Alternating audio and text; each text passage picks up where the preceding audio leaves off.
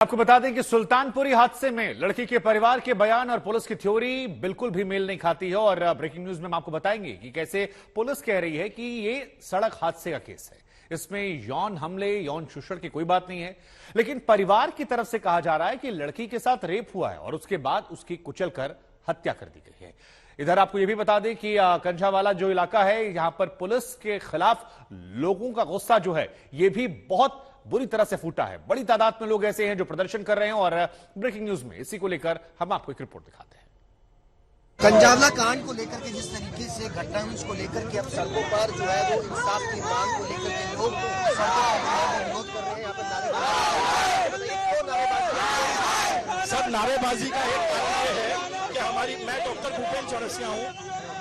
हमारी बहन के साथ रेप हुआ है, उसके बाद सुनिश्चित मर्डर हुआ है, पर जिस तरीके से दिल्ली पुलिस का पूरा रवैया इन सब चीजों में है, वो ये दिखा रहा है कि ये एक एक्सीडेंट है। ये बिल्कुल एक एक्सीडेंट नहीं है, ये समुचित रेप है, उसके बाद प्रॉपर मर्डर है। तो मैं भारतवासियों से और आपके माध्यम से पूरे भारत से ये कामना करता हूँ कि हमारी बहन को इंसाफ मिले। अच्छा, आप देख सकते हैं कि महिलाएं यहाँ पर लगातार नारेबाजी कर रही है पुलिस के खिलाफ। या पुलिस उनको यहाँ से नारेबाजी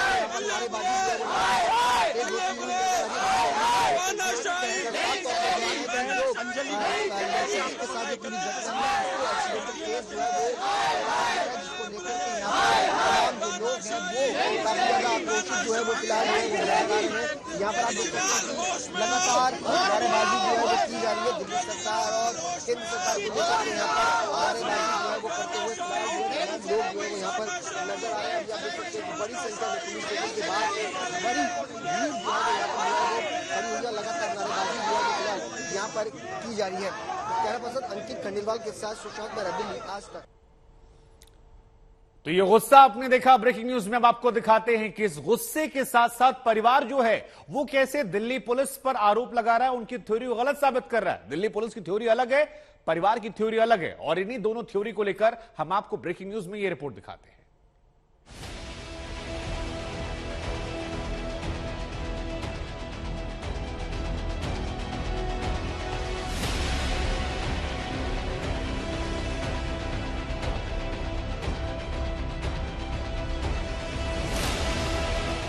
कार के अगले पहिए में लड़की फंसी है। यू टर्न लेती बलेनो कार के अगले पहिए को गौर से देखिए। यह दूसरा सीसीटीवी फुटेज है जिसमें लड़की अगले पहिए में फंसी नजर आ रही है। पहला सीसीटीवी फुटेज तड़के 3:28 का है, दूसरा 3:34 का। साफ है कि काफी देर तक लड़की को घसीटा गया। अब इस केस में एक नया ट्विस्ट आ गया है। परिवार का आरोप है कि यह निर्भया कांड जैसा है और लड़की के साथ रेप या गैंगरेप हुआ है।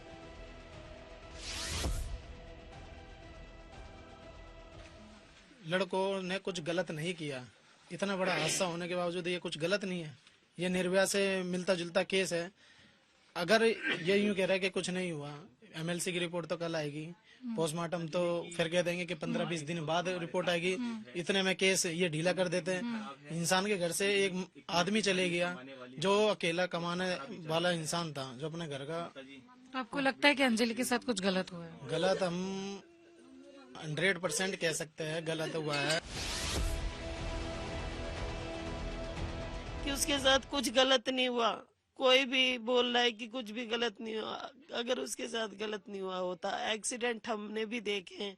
मेरी भी थोड़ी इतनी उम्र हो रही है, बदन पे छिलता है तो रोड से भी घिसटता है तो कपड़ा ही तो छिलेगा, कपड़ा ही छिलेगा, फिर भी कपड़ा रह जाएगा। वो बिल्कुल नंगी पाई गई है।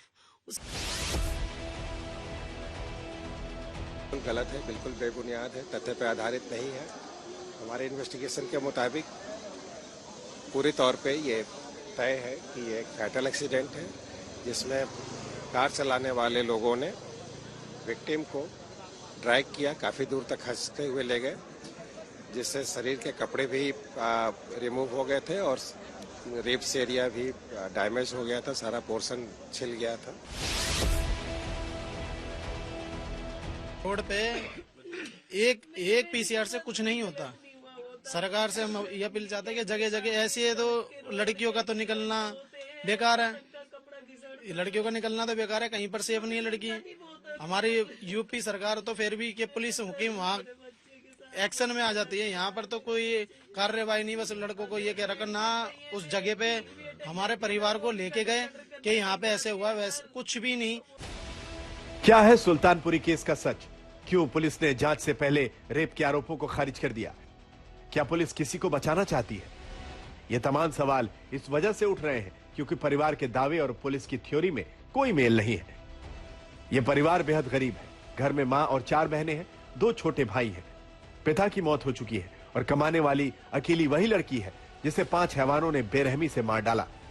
मां की दोनों किडनी खराब हो चुकी है। ऐसे परिवार की लड़की के साथ दिल दहला देने वाली घटना होती है, लेकिन पुलिस और परिवार के बयान अलग अलग हैं। मीडिया में ये खबर फैलाई गई कि कोई सेक्सुअल असॉल्ट और मर्डर का इंसिडेंट है। ये बिल्कुल गलत है, बिल्कुल बेबुनियाद है, तथ्य पे आधारित नहीं है। हमारे इन्वेस्टिगेशन के मुताबिक पूरे तौर पे ये तय है कि ये एक फैटल एक्सीडेंट है जिसमें कार चलाने वाले लोगों ने विक्टिम को ड्रैग किया, काफ़ी दूर तक खींचते हुए ले गए, जिससे शरीर के कपड़े भी रिमूव हो गए थे और रेप्स एरिया भी डैमेज हो गया था, सारा पोर्शन छिल गया था। और 5 लड़के जो इस कार में बैठे थे उनको हमने अप्रीहेंड कर लिया है। जो बोल रहे हैं कि उसके साथ कुछ गलत नहीं हुआ, कोई भी बोल रहा है कि कुछ भी गलत नहीं हुआ, अगर उसके साथ गलत नहीं हुआ होता, एक्सीडेंट हमने भी देखे हैं। मेरी भी थोड़ी इतनी उम्र हो रही है, बदन पे छिलता है तो रोड से भी घिसटता है तो कपड़ा ही तो छिलेगा, कपड़ा ही छिलेगा, फिर भी कपड़ा रह जाएगा। वो बिल्कुल नंगी पाई गई है, उसके तन पे एक कपड़ा नहीं है मैम, एक भी कपड़ा। लड़की की मां ने बताया कि बेटी से आखिरी बार उसकी बात रात 9 बजे हुई थी और फिर रात 10 बजे उसका मोबाइल स्विच ऑफ हो गया। 9 बजे फोन करा था मैंने, बेटा अभी तक नहीं आई, कह रही मम्मी अभी काम नहीं खत्म हुआ। तो फिर मैं तो दवाई लेके सो गई, क्यों मेरी बहुत सीरियस हालत हो रखी है। इस टाइम पे मैं दवाई लेके सो गई। सुबह 7 बजे उठी, 7:30 बजे कॉल आ गया कि ऐसे ऐसे तुम्हारी बेटी कहाँ है। मैंने कि वो तो काम पे गई हुई है। कह रहे ऐसे ऐसे उसका एक्सीडेंट हो गया, स्विच ऑफ हो गया है। कितने बजे से? 10-11 बजे से स्विच ऑफ था, 10 बजे के बाद वो स्विच ऑफ गया है। सुल्तानपुरी में भी हम शाम तक रहे हैं, अभी ले जाएंगे, अभी ले जाएंगे, अभी ले जाएंगे, अभी ले जाएंगे, कुछ नहीं करा सर। हमारी कोई सुनवाई नहीं हो रही है।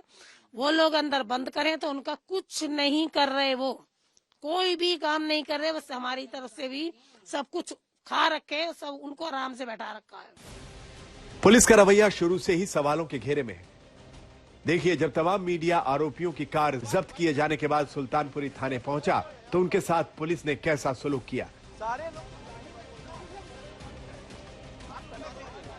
मीडिया को बाहर कर पुलिस ने थाने के गेट को जोर से बंद कर दिया।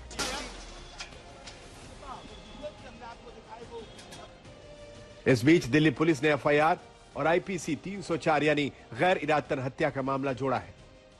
पोस्टमार्टम के लिए बोर्ड बनाया गया है। डॉक्टर की टीम पोस्टमार्टम करेगी। आरोपियों का ब्लड सैंपल लिया जाएगा ताकि यह पता चल सके कि उन्होंने शराब पी रखी थी या नहीं। दिल्ली पुलिस अपनी लीगल टीम के साथ संपर्क में है ताकि आरोपियों की जमानत न हो सके। एलजी के निर्देश पर अब सभी एंगल को खंगाला जा रहा है। इस सड़क के पास नग्न अवस्था में एक महिला पड़ी हुई है। वहां की पुलिस टीम ने जब सारी बातें वेरीफाई की और कार का नंबर उन्हें मिल गया तो कार में ऑक्यूपेंट्स जो थे उनको उन्होंने अप्रीहेंड किया। उनसे यह बात खुल के सामने आई कि सुल्तानपुरी के इलाके में उस कार का एक स्कूटी के साथ एक्सीडेंट हुआ था और ये वो महिला है जो कि स्कूटी ड्राइव कर रही थी और अनफॉर्चुनेटली कार के नीचे आ गई और ड्रैग होते वहां तक चली गई। पुलिस अब हरकत में आई है, मगर जब तक केस का पूरा सच सामने नहीं आएगा तब तक उस लड़की को इंसाफ नहीं मिलेगा जिसके साथ दरिंदगी ने निर्भया केस की याद दिला दी। अरविंद ओझा और श्रेया चैटर्जी के साथ अमित भारद्वाज, दिल्ली आज तक।